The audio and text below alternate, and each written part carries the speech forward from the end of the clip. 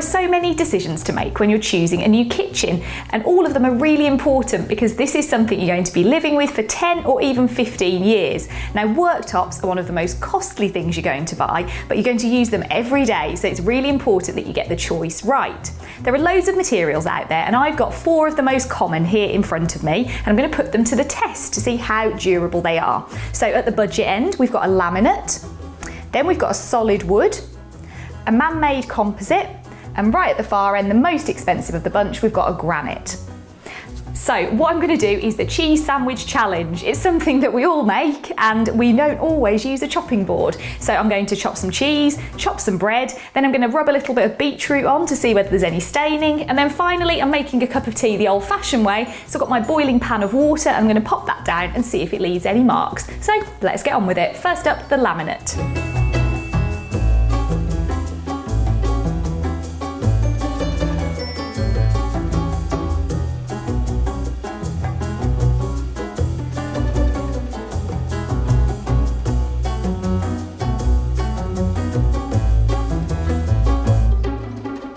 Well, that's my lunch sorted, the test is complete, and it's interesting to see how the different materials have fared. So at the budget end of the scale, we've got our laminate. Now, the benefits of laminate are that you can just wipe it clean, but obviously because it's cheap, if it damages, it's only got a very thin surface layer of that laminate on top of some chipwood, and if it scratches, there's nothing you can do to repair it. And this one, even on that very first go, it has scratched where we used the cheese and the bread knife as well.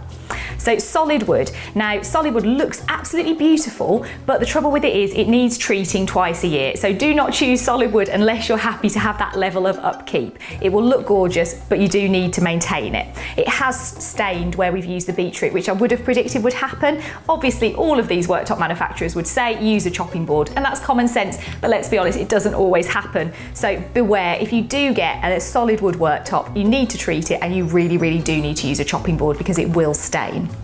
Our composite has definitely fared the best, so it's more expensive, but it's really good in terms of it's white clean. You can pretty much do what you like on it. You can put hot pans on it, you can chop on it, it's not stained.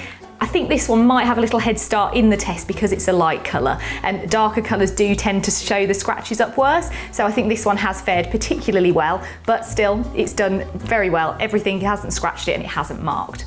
Onto our granite, which is the most expensive of all of the products. Now, the other natural stone you might be thinking of having is marble. Marble needs treating with a marble sealant really regularly, and you have to be really careful with cleaning that. Granite is the more obvious choice because it only needs sealing every few years, which is obviously much better if you're time poor like most of us are.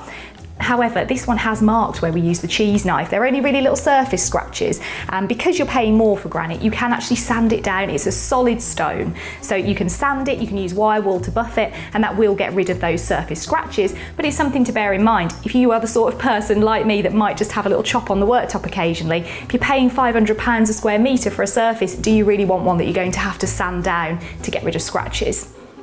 So there you have it. The clear winner in our test today is the man-made composite. It's at the more expensive end of the scale, but it's fared well across the board, no staining and no scratching.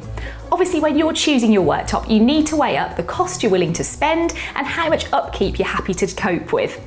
If you head to realhomes.com/TV, we've got an in-depth article that gives you the pros, cons and costs per square metre of each of these materials, as well as some others like glass and stainless steel. Hopefully it's going to help you make the decision of choosing your worktop much easier. Happy sandwich making!